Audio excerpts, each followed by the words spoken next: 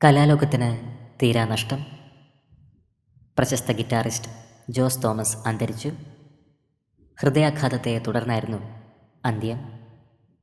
M G Sreekumar, Sujatha Mohan, K S Chithra ഉൾപ്പെടെ നിരവധി പ്രമുഖർ സമൂഹമാധ്യമങ്ങളിലൂടെ ആദരാഞ്ജലികൾ അർപ്പിച്ചു. ടെലിവിഷൻ സംഗീത പരിപാടികളിലെ സജീവ സാന്നിധ്യമായിരുന്നു ജോസ്. എസ് പി ബാലസുബ്രഹ്മണ്യം, യേശുദാസ്, ചിത്ര എന്നിവരുടെ സംഗീതവേദികളിൽ ജോസ് തോമസ് ഗിറ്റാറിസ്റ്റായി പ്രവർത്തിച്ചിട്ടുണ്ട്. ജോൺസൺ മാസ്റ്ററോടൊപ്പം സിനിമാ പിന്നണി ഗാനരംഗത്ത് പ്രവർത്തിക്കുവാൻ ഭാഗ്യം ലഭിച്ച സംഗീതജ്ഞൻ കൂടിയാണ് ജോസ്.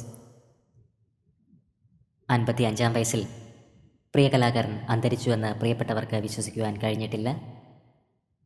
സംഗീത ലോകത്തിന് കനത്ത ഒരു നഷ്ടമാണ് സംഭവിച്ചിരിക്കുന്നത്. ജോസ് തോമസിൻ്റെ ആത്മാവിന് നിത്യശാന്തി ലഭിക്കട്ടെ എന്ന് നമുക്ക് പ്രാർത്ഥിക്കാം.